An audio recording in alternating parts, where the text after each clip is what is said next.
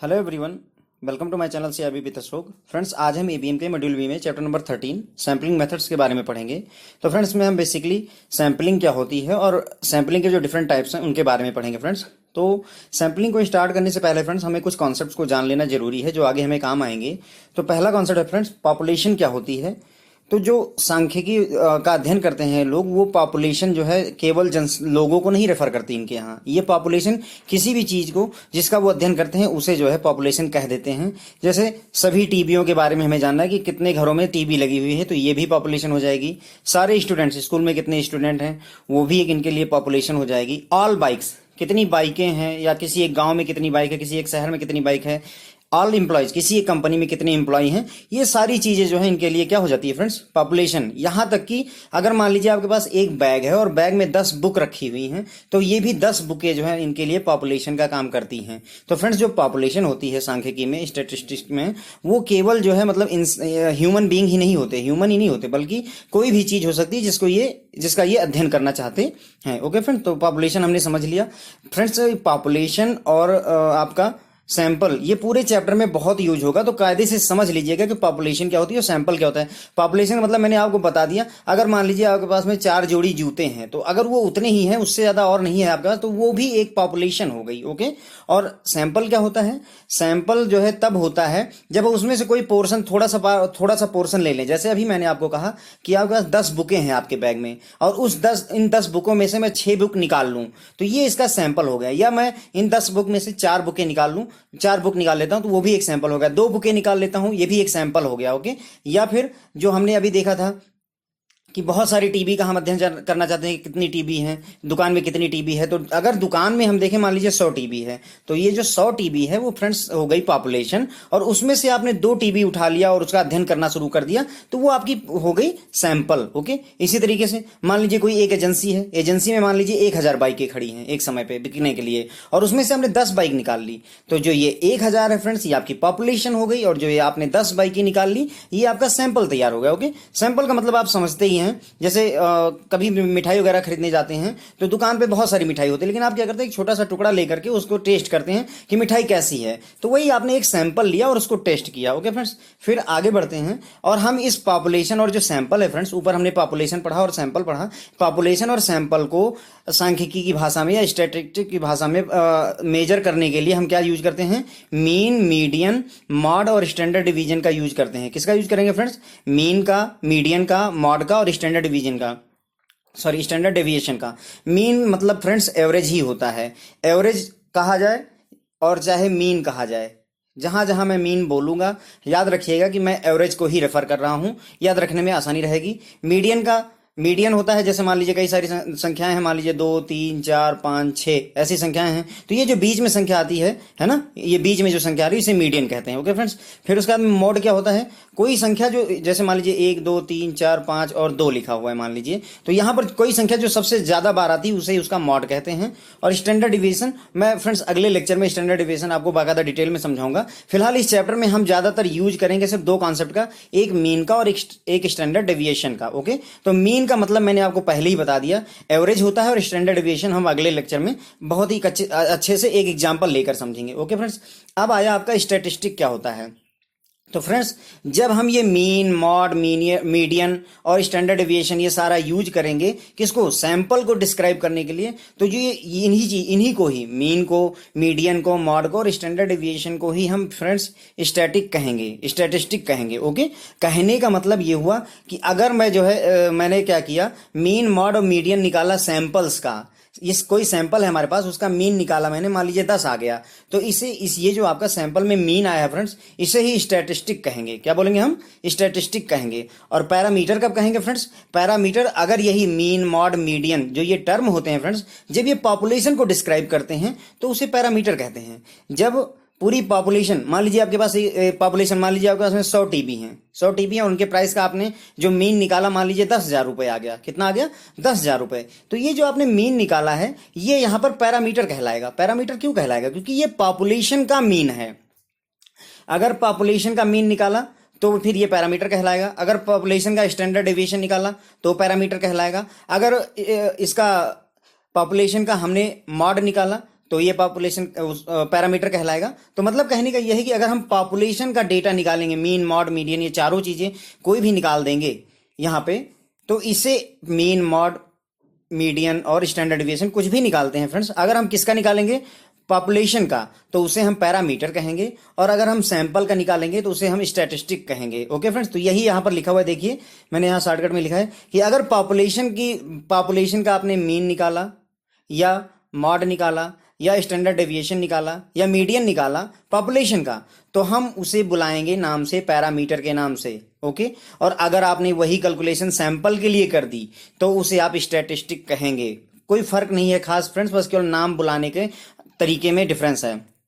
अब statistic is characteristic of sample, sample की जो कैरेक्टरिस्टिक होती है, जो इसके गुण होते हैं, क्या, मीन, मीडियन, स्टैंडर्ड डिवीजन, ये जो इसके गुण होते हैं, कैरेक्टरिस्टिक्स होती हैं सैंपल की, उसे हम स्टैटिक कहते हैं। ये तो हमने पहले ही देख लिया कि अगर एस फॉर सैंपल है तो एस फॉर स्टैटिक है, स्टैटिस्टिक है, और पॉपुलेशन, पी फॉर पॉपुलेशन तो पी फॉर पैरामीटर है ना, P for population, P for parameter, S for sample and S for statistic. Okay, तो ये कोई कठिन काम नहीं, आप याद रखोगे। कई बार सवाल पूछ लेते हैं कि पैरामीटर जो होता है किसका कैरेक्टरिस्टिक होता है, पॉपुलेशन का या सैंपल का, तो friends parameter, P for parameter, P for population होगा। ओके, तो इस तरीके के क्वेश्चन पूछे जाते हैं। अब चलेंगे फ्रेंड्स अगले पेज पे, और याद रखिएगा पॉपुलेशन के केस में पैरामीटर क्या हो, पैरामीटर कहेंगे। पैरामीटर क्या है पॉपुलेशन के केस में, यही फ्रेंड्स जब आप इस पॉपुलेशन का मीन, मीडियन या स्टैंडर्ड डिविएशन निकालते हो तो उसे हम क्या कहेंगे, पैरामीटर बोल देंगे। और जब यही कैलकुलेशन मीन, मीडियन या स्टैंडर्ड डिविएशन की कैलकुलेशन आप सैंपल के लिए करोगे तो उसे स्टैटिस्टिक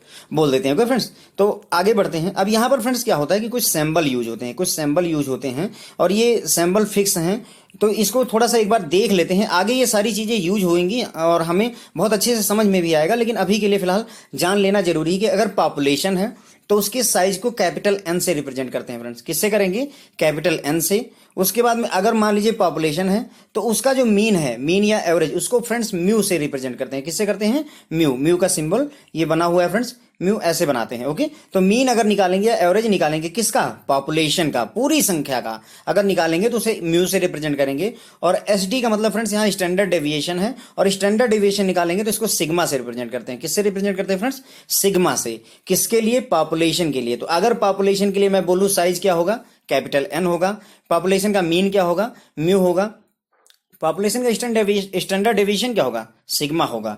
और अगर इसी जगह पर आपने सैंपल के लिए यही काम कर दिया तो सैंपल के लिए साइज कैपिटल एन ना होकर के स्मॉल एन हो जाता है। और मीन को यहां म्यू से रिप्रेजेंट करते थे, म्यू एक्स बार के रूप में रिप्रेजेंट होगा फ्रेंड्स। इसे क्या बोलेंगे हम, एक्स बार बोलते हैं। ठीक है, उसके बाद में स्टैंडर्ड डेविएशन यहां पर हमने किससे निकाला था, सिग्मा से रिप्रेजेंट करते थे। जबकि अगर सैंपल के लिए स्टैंडर्ड डेविएशन आप निकालोगे तो इसे स्मॉल एस से रिप्रेजेंट करेंगे फ्रेंड्स, ये स्मॉल एस है। ओके, तो ये आपको थोड़ा सा आगे जैसे जैसे यूज होगा आपको ये मल्टीपल टाइम्स यूज होंगे, सारे याद हो जाएंगे, इतना ज्यादा फिक्र करने की जरूरत नहीं, बस सुनते जाइए अभी के लिए। प्लस यहां पर जो है क्या है कि ये जो हमने पॉपुलेशन के लिए जो भी डेटा निकाला है ना, यहां पर या तो हम कैपिटल लेटर का यूज करेंगे या तो फिर जो सिंबल हम यूज करते हैं फ्रेंड्स वो आपके ग्रीक सिंबल यूज करते हैं। कौन से सिंबल यूज करेंगे, ग्रीक के हैं, म्यू, सिग्मा, ये सारे ग्रीक सिंबल हैं।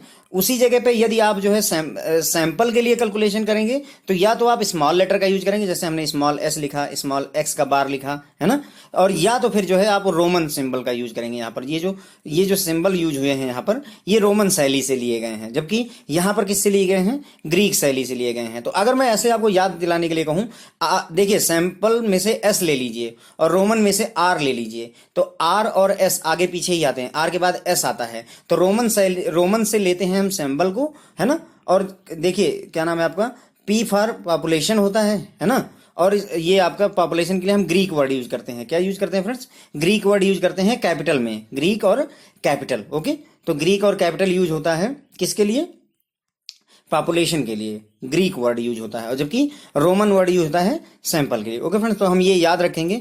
यहाँ पर ये मैंने बताया हुआ कि ये कैपिटल एन है, ये स्मॉल एन है। म्यू, इसे म्यू बोलते हैं, इंग्लिश में MUE लिखते हैं, हिंदी में म्यू लिखते हैं, इसे एक्स बार पढ़ते हैं। ये आपका सिग्मा हो गया और ये स्मॉल एस है। तो ये जो कुछ भी मैंने यहाँ पर रिप्रेजेंट किया है वो आपको मैंने पूरा यहाँ पर समझा दिया। ओके फ्रेंड्स, तो आगे बढ़ते हैं। एक और कॉन्सेप्ट है फ्रेंड, स्टार्टा क्या होता है। सवाल है कि स्टार्टा क्या होता है। तो देखिए फ्रेंड्स क्या होता है, जब आप एक सेकंड रुकिएगा, ठीक है फ्रेंड्स। तो स्टार्टा क्या होता है, तो देखिए जब हम क्या करते हैं, आपके पास कोई पॉपुलेशन है ना, और उसको आपने होमोजीनियस ग्रुप में बांट दिया।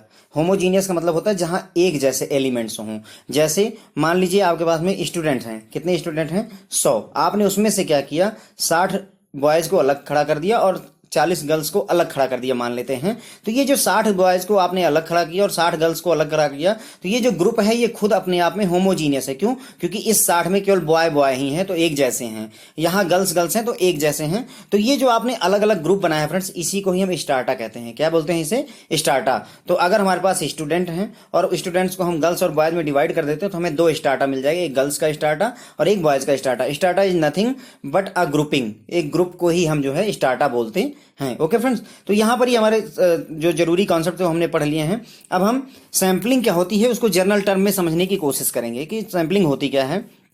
तो देखिए, we use statistical method to reduce the risk uncertainty and improve the decision making skill. तो हम क्या करते हैं, सांख्यिकी के जो तरीके होते हैं उनका यूज करते हैं रिस्क को कम करने के लिए, अनसर्टेनिटी अनिश्चितता को कम करने के लिए, और अपनी जो है डिसीजन की जो डिसीजन लेने की स्किल होती है उसको इम्प्रूव करने के लिए हम यूज करते हैं किसका? स्टैटिक मेथड का। Okay, decision making in a situation. अब आपको डिसीजन लेना है तो उसके लिए आपको डेटा कलेक्ट करना पड़ेगा, कलेक्टिंग इन्फॉर्मेशन, या इन्फॉर्मेशन कलेक्ट करना पड़ेगा, और इसी डेटा को यूज करके आप फ्यूचर की स्ट्रेटजी तैयार करते हो।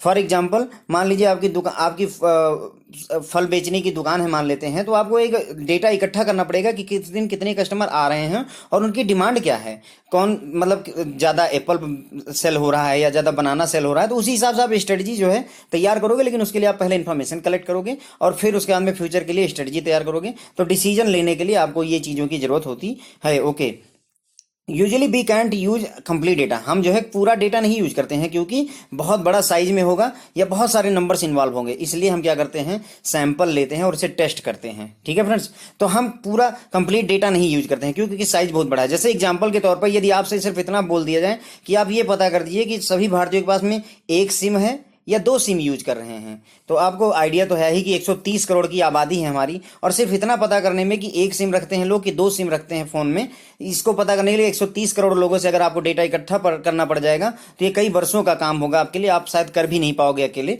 तो इसीलिए कह रहे हैं कि हम सारा का सारा डेटा नहीं यूज करते क्योंकि साइज बहुत बड़ा, 130 करोड़ की आबादी है, आप कहां तक डेटा इकट्ठा करते रहेंगे। और देयरफॉर हम क्या करेंगे, इसलिए हम क्या करेंगे, हम एक सैंपल लेंगे और टेस्ट करेंगे। हमने क्या किया कि सैंपल ले लिया, मान लीजिए 1 लाख लोगों का सैंपल ले लिया या 10,000 लोगों का सैंपल ले लिया और देख लिया कि ऑन एवरेज 2 रख रहे हैं सिम कि 1 रख रहे हैं सिम या 3 सिम यूज कर रहे हैं। तो जो एवरेज निकल कर आया उसी बेसिस पर हम ये प्रेडिक्शन दे देते हैं कि अगर ये मतलब ये सैंपल इस हिसाब से बिहेव कर रहा है तो पूरी जो जनसंख्या है हमारे देश की वो लगभग इतनी सिम रखती होगी, या उतनी, मतलब कि हमें एक आंकड़ा रफली मिल जाएगा इससे। ओके, तो आगे बढ़ते हैं फ्रेंड्स।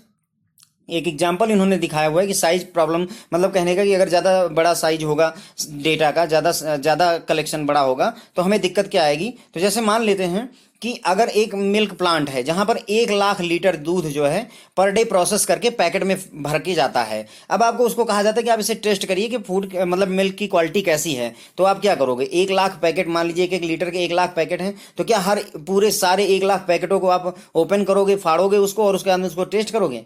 नहीं। फिर ये कितना कम्बरसम होगा, कितनी ज्यादा परेशानी होगी। तो इससे अच्छा होगा कि मान लीजिए कि ये जो डेटा है वो 10 ट्रकों में लद कर जा रहा है, तो बेहतर होगा कि हर एक ट्रक से 3-4 पैकेट में निकाल करके जो है टेस्ट कर लेता हूं। सैंपल ले लिया हमने, देखिए ये पूरी की पूरी जो 10 ट्रकों में सामान लदा हुआ 1 लाख पैकेट, वो हमारी पॉपुलेशन है। देखो फ्रेंड्स, ये पूरी पॉपुलेशन है और हमने उसमें से क्या किया, ये भी एक पॉपुलेशन है। एक ट्रक के अंदर जो सामान है वो एक पॉपुलेशन हो गई, और इसमें से हमने क्या किया, जो 4 पैकेट निकाल करके टेस्टिंग कर ली, वो हमारा फ्रेंड्स सैंपल हो गया। ओके, तो बेहतर होता है कि हम सैंपल को टेस्ट करें, ना कि पूरी के पूरे मिल्क प्लांट के सारे पैकेट को टेस्ट करें। ओके, फिर अगला कुछ इसी में दूसरा एग्जांपल है फ्रेंड्स कि मतलब सैंपल क्यों हम प्रेफर करते हैं। हम सारा डिस्कशन इसी बारे में कर रहे हैं इस समय।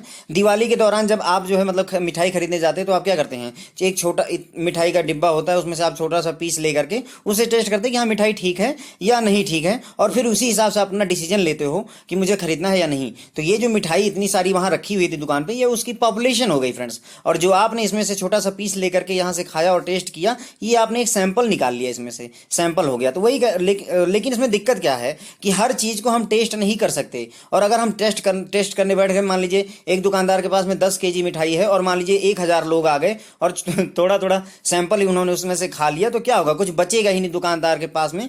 तो इसीलिए कह रहे हैं कि हर चीज़ को हम टेस्ट नहीं कर सकते, स्वाद नहीं ले सकते और हर चीज़ का टेस्ट भी नहीं कर सकते हैं। हमें थोड़े से ही मतलब वो काम देख चलाना पड़ जाएगा।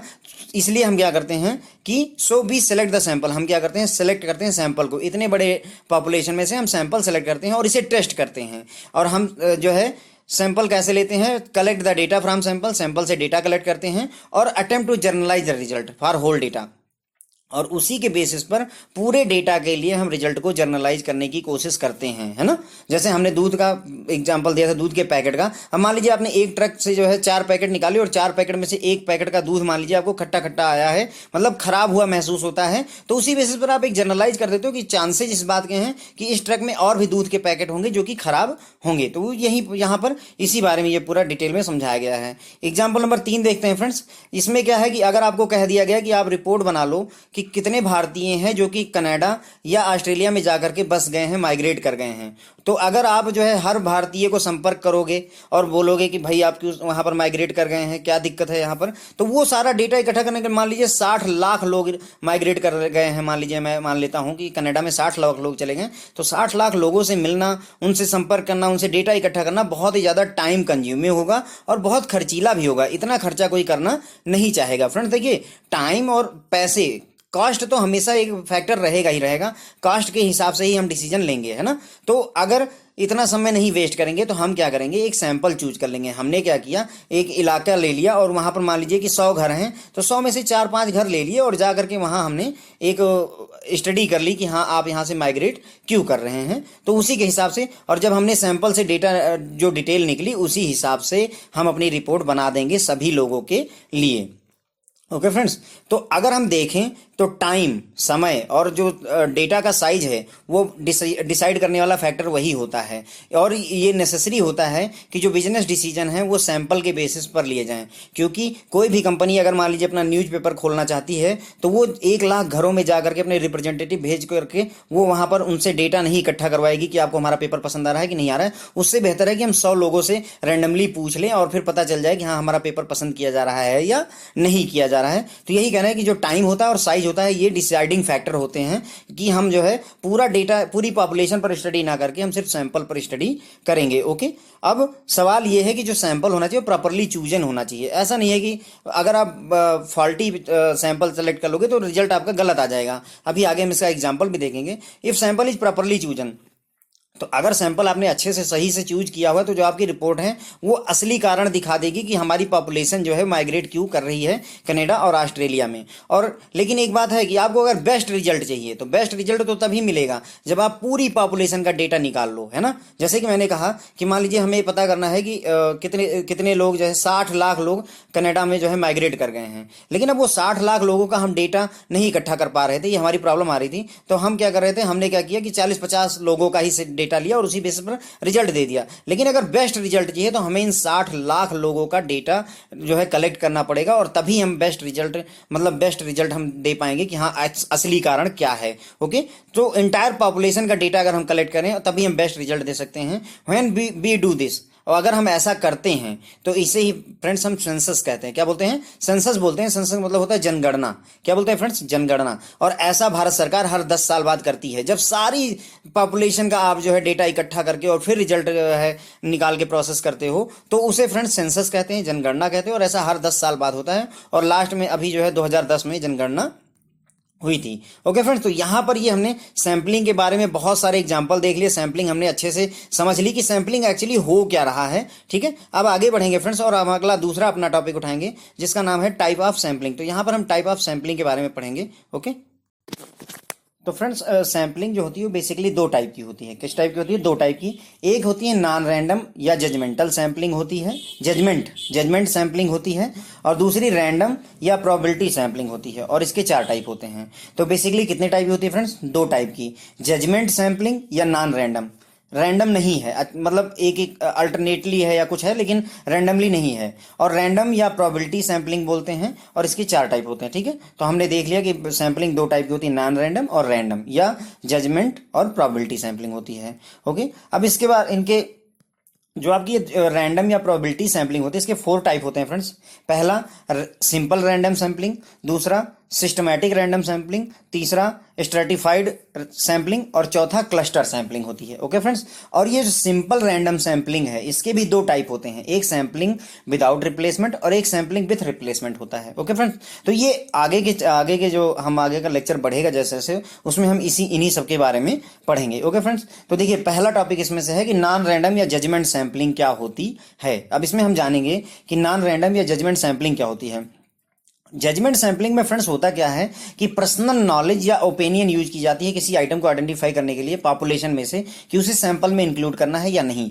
एक एग्जांपल से समझिए, तभी समझ में आएगा। मान लीजिए आप बैंक में काम करते हैं और आपके ब्रांच का ऑडिट हो रहा है, तो होता क्या है कि मान लीजिए 2010 में भी ऑडिट हुआ, फिर 2011 में भी ऑडिट हुआ और 2012 में भी ऑडिट हुआ। जब 2010 में ऑडिट हुआ, जो ऑडिटर आया ना, उसने देखा कि वो ज्यादा ध्यान एमएसएमई लोन पर दे रहा है। अगले साल का जो ऑडिटर आया, आपने नोटिस किया कि वो स्विफ्ट कोड वगैरह से रिलेटेड जो, या letter of credit, foreign exchange में बहुत ज्यादा इंटरेस्टेड है। अगले साल जो आपने देखा, तो वो ट्रैक्टर के लोन में, या जो है एमएसएमई के लोन में, हल्के वाले है ना, या एग्रीकल्चर लोन में ज्यादा इंटरेस्ट ले रहा है। तो ऐसा क्यों हो रहा है कि ये 2010 में एमएसएमई के पीछे पड़े हुए हैं, ये 2011 में जो है आपके इंटरनेशनल बैंकिंग के पीछे पड़े हुए हैं, जबकि यहाँ पर ये एग्रीकल्चर के पीछे पड़े हैं। तो ऐसा इसलिए हो रहा है क्योंकि इनकी जो क्या नाम है, जो नॉलेज है और जो इनका एक्सपीरियंस है, उसी के बेसिस पर। अब हो सकता है कि जो पहला ऑडिटर आया हो, उसने पहले जो है एमएसएमई के लोनों में फॉल्ट देखी हो, उसी नॉलेज के बेसिस पर वो एमएसएमई के लोन आपकी ब्रांच में आकर के उसने एमएसएमई के लोन को ज्यादा टारगेट किया। अब मान लीजिए आपकी ब्रांच में 1000 लोन अकाउंट हैं, उसमें से उसने रैंडमली मान लीजिए 40 चुन लिए। तो आपको ये जो उसने 40 चुने हैं, रैंडमली नहीं चुने हैं, यहाँ पर उसने 100 को देखा, 1000 जो है अकाउंट को देखा, और फिर उसमें से 40 उठाए हैं इस बेसिस पर, क्योंकि उसका जजमेंट ये कहता है कि इस वाले अकाउंट में प्रॉब्लम हो सकती है। हो सकता है उसने 500 करोड़ या उससे ऊपर के सारे अकाउंट उठाए हों। इस तरीके कुछ ना कुछ क्राइटेरिया, कुछ ना कुछ एक्सपीरियंस उठा करके उसने अपना जजमेंट यूज किया है। ओके फ्रेंड्स, तो जब हम जजमेंट के बेसिस पर सैंपलिंग करते हैं तो उसे जजमेंट सैंपलिंग कहते हैं। ओके फ्रेंड्स, तो जैसे मान लीजिए एक बच्चों का ग्रुप है, मान लेते हैं बहुत सारे बच्चे हैं यहाँ पर। ओके, और बच्चों, हमें क्या करना है, मान लीजिए 2 के बीच में मैच करवाना है। तो अगर आप इसमें से ऐसे इसको और इसको उठा लिए तो रैंडमली हो गया, लेकिन आपने ये सोचा कि ये लड़का जो है थोड़ा सा हेल्दी है, ये खेल सकता है। फिर आपने देखा ये लड़का थोड़ा लंबा है, तो हो सकता है कि ये अच्छा स्कोर कर पाए। तो आपने जब इसको चूज किया, तो देखिए आपने अपने जजमेंट का यूज किया है। आपका जजमेंट कहता है कि ये लड़का गेम में अच्छा परफॉर्म कर सकता है, इसलिए आपने उसको सेलेक्ट किया। और सेम इसकी लंबाई की वजह से आपने इसको वॉलीबॉल या जो भी गेम हो रहा है उसके लिए सेलेक्ट कर लिया। तो आपने जो जजमेंट यूज किया, इस बेसिस पर जो आपने सिलेक्शन किया है फ्रेंड्स, सैंपलिंग बटोरी है या पॉपुलेशन में से जो सैंपल निकाले हैं, तो इसे ही फ्रेंड हम जजमेंट सैंपलिंग कहते हैं। ओके, तो यहां पर क्या होता है कि किसी ना किसी के एक्सपीरियंस का हम यूज करते हैं, जो पॉपुलेशन का उसका एक्सपीरियंस होता है, उसी के बेसिस पर ये सैंपलिंग होती है।